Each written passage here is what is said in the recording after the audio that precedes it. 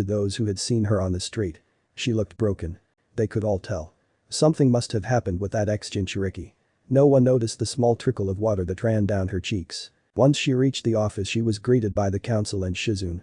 The council consisted of high-ranking ninja, the clan heads, the two advisors of the Hokage themselves, and a small group of civilians. The Hokage ran the ninja, the advisors gave her advice in running the welfare of her ninjas, such as the ninja supplies, the high-ranking ninja were there in time of war to help the Hokage find weaknesses in enemies and to strengthen their army, the clan heads represented their clans and ran the clan business, civilian and ninja, within the jurisdiction of the Hokage and the civilian council. They ran the economical needs for the villagers, sorted out orphans' allowances, organized events and worked under the Hokage. They were all sat around the office, each with a glass of wine in their hands, courtesy of a civilian member of the council.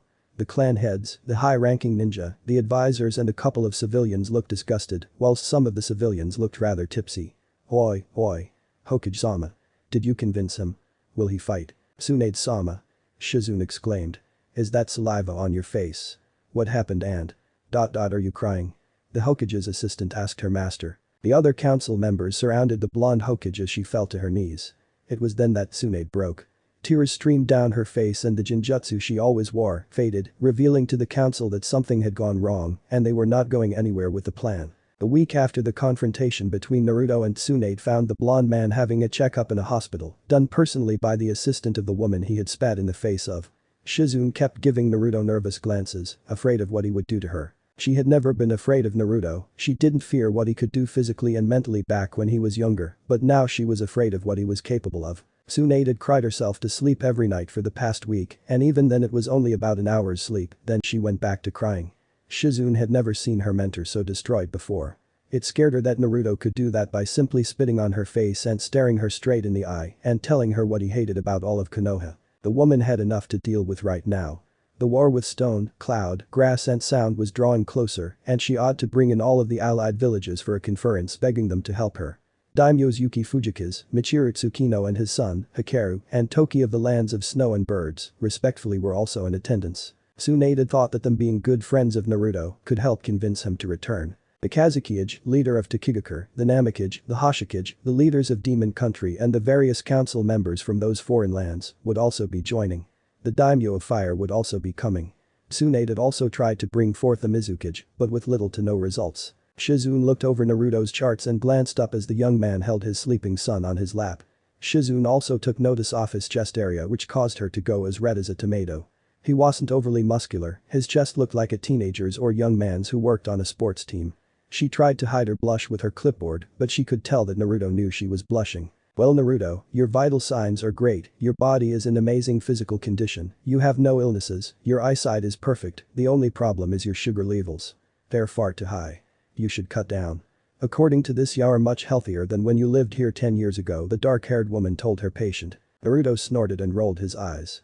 That's no surprise. I haven't eaten all the crap you lot tried shoving down my throat. He then seemed to swell up with pride. And besides, me and Isaribi did have our own restaurant once, we had to be healthy, especially when Haku was coming along. Shizune smiled at him. He looked so much like you. Cute. Naruto narrowed his eyes at his ex-adoptive older sister's thoughts about him. You're not trying to butter me up are you? He asked untrustingly. Shizune swiftly shook her head to either side of her neck. No, Naruto-kun. Just stating the obvious. The two of you are cute, especially together. Naruto seemed to exert an extra layer of cockiness and confidence onto his aura. Why thank you Shizune. By the way. Naruto grinned. Did you finally come out as a lesbian? Shizune turned bright red. I am not a lesbian. Shizune exclaimed fighting the urge to smack Naruto across the head. I should hope not. A new, yet familiar voice sounded from the other side of the door. The two turned their heads to see Kakashi Haddock, his hand entangled by a 7-year-old boy with gravity-defying black hair and onyx eyes. A face mask was messily under his chin and ran around his neck. He had a bored expression on his face, but his eyes seemed annoyed at the book in Kakashi's hand. She is my wife, after all Kakashi noted to Naruto. Wo's eyes bulged out at that revelation. Kakashi plus Shizune actually seemed impossible. They barely had any contact with each other when he had been here 10 years ago. Dusan, put down that book or I will tell Kachan about your MFFPHFF. He didn't finish as Kakashi dropped a hand over his mouth, clearly not wanting his wife to know about his secret something. You guys are weird, a small voice quipped. The adults and child turned to see Haku gone from his father's arms and playing a game of poker with Kyubi P. I raised the stakes, the child said, returning to the game. Shizune and Kakashi sweat dropped as they witnessed the child playing poker with a mechanized soccer ball. Yeah, I win again. Haku exclaimed. Kyubi P, you suck at gambling and card games. Naruto smiled as the cards were inserted into Kyubi P. The mouth opened up and Haku just fed them to Kyubi P. It was an infinite storage chest of toys, games, booze and Pocky in there. Naruto knew that much. He remembered a certain incident where he was trapped in Kyubi P for a week because he had eaten a whole suitcase worth of Pocky. Hey, Obito, Kakashi spoke to his son. Why don't you take Shibanero out for a walk? You can go to the park. I hear there's a new ice cream stand there. Handing his son a wad of cash, Kakashi ushered him and signaled Shibanero out the door. The two complied, leaving the adults alone. When they were gone, Naruto turned to his old sensei with a harsh glare. You better not be here to guilt trip me into coming back, Haddock, or so help me God. .. Naruto, Kakashi began. Chill. The blonde raised an eyebrow. I don't want you to come back if you don't want to. I think you're better off in the wilderness, Kakashi stated. But you didn't have to spit in Tsunade's face. It may have proven a point, but it was a little over the top, don't ya think? Kakashi goaded. Shizune shifted nervously before speaking. I'm going to go get some coffee. Kashi, Naru, you want any? Western tea. Milk, 3 sugars, please, Shizune, Naruto said to her. Coffee, no sugar, no milk, Kakashi told his wife. Fine, but only 2 sugars for you, Naruto. As of now you are on a sugar-free diet, Shizune warned with a violent tone in her normally sweet voice. She was out of the door before either man could realize she was missing. Naruto bowed his head before looking Kakashi in the eye again. Will you stop looking at me with my shirt off? If you weren't married to Shizune, I'd think you were perving on me. Just looking. You seem to have gotten fitter since you left. Must be the lack of ramen in your diet. They retreated into silence before Kakashi spoke once again to his ex-pupil. I miss you, the silver-haired Jounin said to Naruto. You miss me? Or what you used to do to me? Naruto added bitterly as he stared out of the window. Did it give you some sort of thrill embracing me and leaving me in the dust to train Sasuke? Or did you just feel good you were hurting the vessel of the nine-tailed fox? Kakashi shook his head. No. I miss the sunshine you brought into our lives. Suicide levels after failed missions has risen in the last 10 years. Apparently your pranks and attitude were the life and soul of a lot of people. Most are actually surprised and amazed that Sasuke, Sakura and Iruka have lasted this long without offing themselves. Naruto scowled before resting his chin against his chest. Who knew this village relied on stupid pranks to make themselves feel good about life? Pathetic. Kakashi seemed to get a few degrees colder at that moment. It wasn't just the pranks, Naruto. Oh really? What was it then? The beatings of a little kid who didn't know what the hell was going on. The jeering, the vicious glances, the stares, the pointing, the overpriced items, the faulty goods, the out-of-date milk. Any of those ring a bell, Kakashi? Naruto was beginning to get hysterical. Kakashi saw this a mile off and lay a hand on Naruto's shoulder. It wasn't any of that stuff. It was hope. Hope? Naruto scoffed as he sneered. Hope of what? The death of the ultimate evil. The creature that ended the existence of countless shinobi. What hope, Kakashi? The hope of a better tomorrow. Naruto snickered at his reply. That is some messed up crap, Kakashi. Not to mention corny. Kakashi gripped Naruto's shoulder tighter. No, Naruto. He lowered his face to eye level with Naruto. The hope that you can never give up, no matter what gets in your way. Hope that a dead last like you can defeat S-class ninja while still a genin. Hope that's always shining and always there no matter how much someone tries to snuff it out. Kakashi sounded desperate. How long did it take you to write and rehearse that? Naruto asked boredly. It was written by Iruka in 5 minutes and it took me 3 hours to rehearse it even with the Sharingan. How did you know someone wrote it and that I rehearsed it? The copycat ninja asked the blonde man. Naruto snickered before flicking Kakashi's nose. You really need some acting lessons. Naruto returned to his seat before clicking his Tanyuj. So, you and Shizune, huh? Odd, I know. But after you left I was sort of in a slump. I spent all day and night at the memorial stone, I felt I had failed my entire team. You, Sakura, Sasuke. I couldn't take it anymore. Naruto intertwined his fingers with each other and put them under his chin. So what did you do? Go on a binge. Kakashi smiled underneath his mask before looking down shamefully. No. I tried to commit seppuku.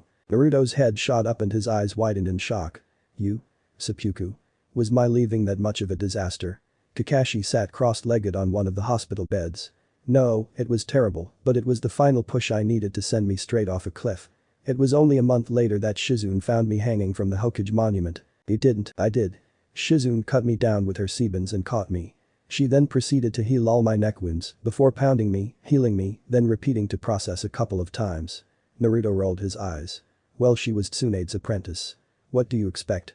Granted, I would have done the exact same thing. I have no doubt you would have. You wouldn't have a little godson if I had been left hanging. Wait, what? Naruto asked. Godson.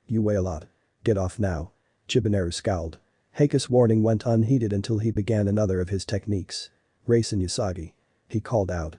A white Rasengan formed in his palm with a spiraling tail. Run maggots, run, Haku threatened. The other two jumped off him and stepped back a couple of paces. The white Rasengan stopped after a while showing. A bunny's face. The ears were sharp but it was still cute. And deadly. What the hell is that? One of my kawaii-tun jutsus, Haku told them, striking a cute pose. Kawaii-tun? The two other boys asked in unison. Cute release jutsu, Haku said before going through more hand seals. Watch. Kawaii-tun. Tiger suit. A puff of smoke later and Haku was dressed in a cute tiger suit.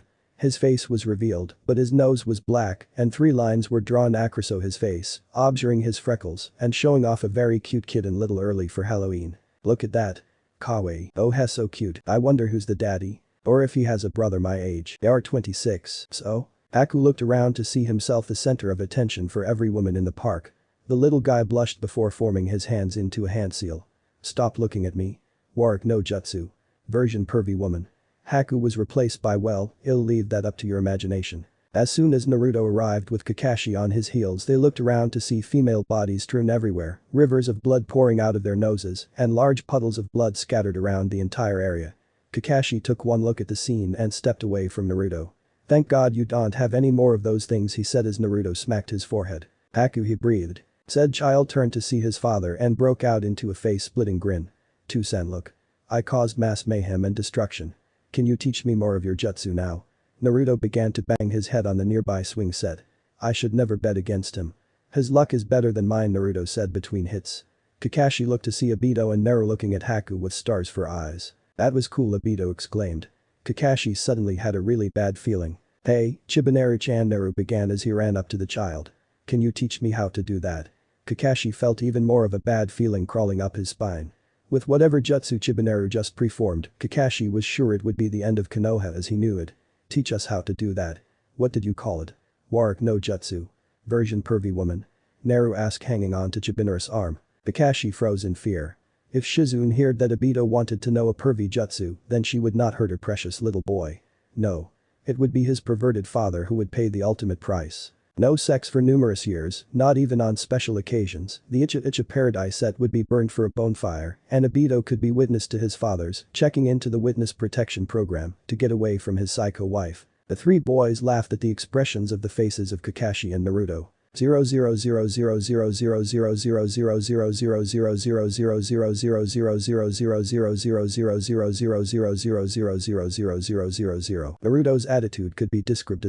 000000000000000000000000000000000000000000000000000000000000000000000000000000000000000000000000000000000000000000000000000000000000000000000000000000000000000000000000000000000000000000000000000000000000000000000000000000000000000000000000000000000000000000000000000000000000000000000000000000000000000000000000000000000000000000000000000000000 Shizune cowered under his gaze as he glared and won all of the fights Tsunade had planned for him. Shizune cowered under his gaze as he glared murderously. The dark-haired woman had just been in a council meeting and was to inform Naruto of this development. When she exclaimed this, Naruto erupted and demanded to know why he was being kept here when he wasn't even a Konoha ninja. The explanation that his ninja license had been invoked caused a one-man riot. Naruto tore through the council chambers, threatening all of the members of the council to let him go. It was Hiashi Hyuga who managed to push into the yelling and explain to the once hyperactive ninja that the only way he would be allowed to leave was for him to fight and win all of his fights with the Konoha 12 nin and the other challengers that Tsunade had arranged to go up against him. The Hyuga had narrowly missed death by wind jutsu when Haku managed to calm his father down. The child had been an instant favorite with the council and ninja of Konoha. He was exactly like Naruto used to be, only with his charm more powerful, and his use in Kawaiian jutsu made him far more likable than Naruto could ever hope to be to anyone. The council were extremely thankful that Haku was there to calm down the living maelstrom before he tore through some of the members of the council. "Dusan? What's the big deal?" Haku had asked his father. "All you have to do is kick these guys' asses and we can go. You can bet him. Auntie Kayu won't let us be kept here anyway. You have to pay for his living. The freeloader would get mad if you didn't send your gambling money every week for him. He'd kill you if you lost, then he'd take us out of the village anyway. So fight him. I know y'all win, so what's the problem?" "It's the principle of the matter," Naruto fummed. "I don't want to play by their rules. I stopped doing that the second I left this village 10 years ago." He turned to the council members, his eyes burning with rage. "If I do this, it'd be like I was their lapdog again. I want freedom from this crap heap." It was a good thing that none of the council members spoke up at that moment. Shizune sat in the Hokage chair glancing nervously at the occupants of the room. Tsunade had refused to leave her room, so her assistant took on the duties of her master until further notice. Shizune finally spoke up by appealing to Naruto's fatherly nature. "Chibineru-kun is right," Naruto-san, she said, trying to use the right honorifics to sweet-talk him. "Besides, why not fight? And if you lose it'd be a good thing for Chibineru." Naruto's ears perked up and his eyes narrowed. "What crap you selling?" he asked the black-haired woman who shivered under his gaze. "Well, Naruto, Chibineru needs a lot more stability in his life. Going from one place to another and never stopping long enough to make friends is bad for a child at his age." It was, however, Chibineru who spoke up. "I make friends all the time. They're my pen friends. Here's Uncle Ranmaru, Uncle Inari, Auntie Shion, Hitomi-chan, Megumi-chan, Haruka-kun, Meimo-kun, Yu-kun, Yugi-chan, Auntie Noriko and all my other pen friends." Well, that was a bust, the council members all thought in unison. "What about his schooling?" Kaharu asked, looking genuinely concerned. "Toussaint teaches me. I know how to make clothes, fish, read and write, use a kunai, make seals, do hand seals, throw seben, use a tessen, fight with a katana, and tons of other stuff. And before Kosan went to meet Uncle Haku and all the others up in heaven with Kami-sama, she taught me how to cook, fight, swim, use my water chakra, and she let me sign her summoning contract." The contents of that speech caused some of the council members to begin to look at Haku like he was already a chunin. Those skills would be highly appreciated by many ninjas who worked in those fields. Lil Haku was a jack of all trades, but a master of few, or maybe a master of all, by the time he was 16 in 11 years' time. But it was the last part that got some of the council members curious. Chibineru had signed a summoning contract with something other than his father's toad summonings. Questions circled in the council members' minds. What animal could Haku summon? Where did Isaribi get the summoning contract? Which level could Haku summon up to already? Since when could Isaribi summon? And one of the most impotent questions circled in the council members' minds. Why didn't Haku have the fabled toad summoning contract that his father, the Yondaime Hokage, and Jiraiya of the Sannin all possess? Chibineru-kun, Shizune spoke. "Why do you not have your father's summoning contract?" she asked. Naruto looked at her as if she had two heads. "Since when do I have a summoning contract?" The others in the room other than Haku fell over in I'm style. "Tsunade, you never told me you had a summoning contract." The child berated his father. "Why didn't you tell me? Which animal is it?" Naruto screwed his face up into an expression to show that he was thinking. Suddenly a light bulb went off in his head and he opened his eyes. "Oh yeah, that summoning contract, the one for. Oh," he said as he began to shake. "Now this is irony," he stated before laughing nervously. "Well, this is a tad problematic," he said in a southern accent. Nah. Tsunade. What animal can you summon?" "Oh, nothing special," Naruto said nervously. The Ashi Hyuga growled in anger. "You call the summoning contract of two?" He found his mouth covered by Naruto's hand. "Don't say the T word," he exclaimed looking at Haku fearfully. The child just looked confused at his father's actions. Did he not want to tell him what he could summon? "Tsunade. What is it?" the child demanded. Naruto looked at the council members in the room, begging them not to tell the child his summons with his eyes. Hiashi mumbled under Naruto's hand. The other members of the council turned to look at Hiashi, whose Byakugan gained a malicious tint. Naruto removed his hands before Hiashi spoke. Well. Looks like the ball is in our court now, he said darkly. All who caught the tone shivered. "I can't use this to make you stay. You're too proud for that, but. The others looked at him seemingly able to catch on to Hiashi's way of thinking.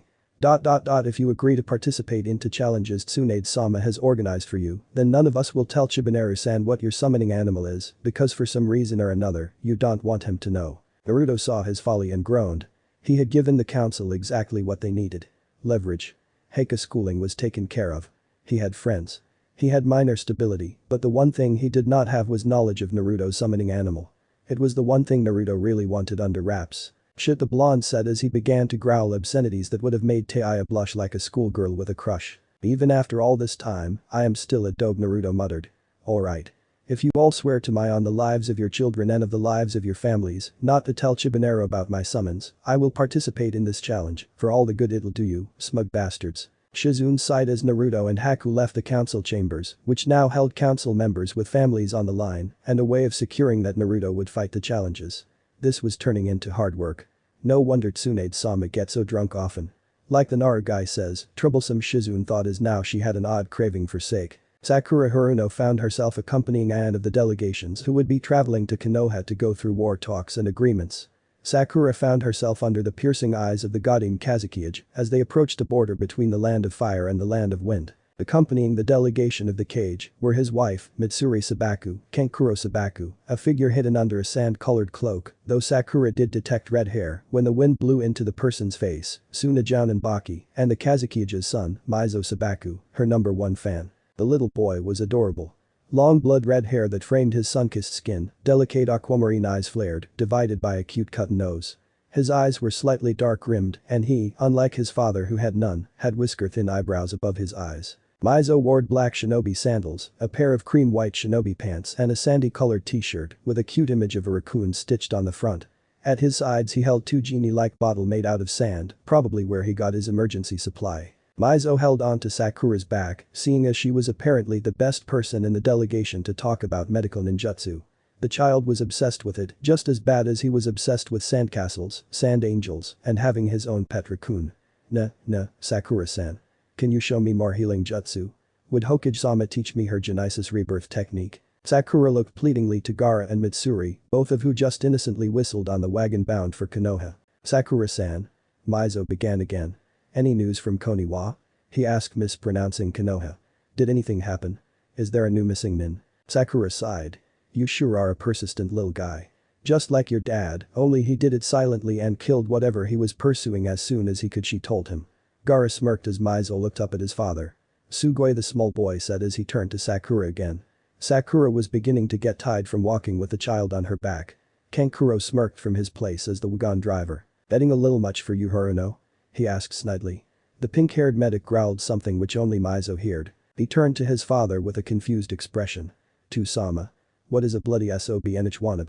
Kenkuro froze as Sakura turned to glare at both him and Maizo. If the Enichwanab was any clue, Kenkuro decided he needed to guard his family jewels more carefully with a medicure. But Suri growled as Gara remained impassive. Baki roared in laughter from where he stood at the side of the wagon. The robed figure remained silent as the grave, knowing of this woman's temperament from legends and rumors, spread throughout the elemental nations, and wishing not to be on the receiving end of that. Sakura growled. "Seriously? I wish you were more like Haku." Naruto got off easy when he had him, he murmured under her breath. Sakura-san. Who is Haku? And what do you mean by Naruto? Stop listening in on me or it'll give you first-hand experience in being an enich, never mind you being 5 years old. She screeched at the child, almost needing someone to hold her down before she castrate one of the people she was meant to be keeping safe. However, Mizo had been loud enough for Gara to hear with his excellent hearing. The others were just laughing. As they reached the shade of fire country, Gara ordered they rest. When Baki opposed this, a single glance from the Kazekage silenced him. If the Kazekage wanted to rest, then the Kazekage will rest, no opposition from any of his subordinates. Kankuro and Baki settled down to a game of poker, whilst Cloaked Man went to search around the area in which they rested. Mizo and his mother remained on the wagon as the sandy-haired woman began to read a story to her little angel. Gara made his way to where Sakura sat.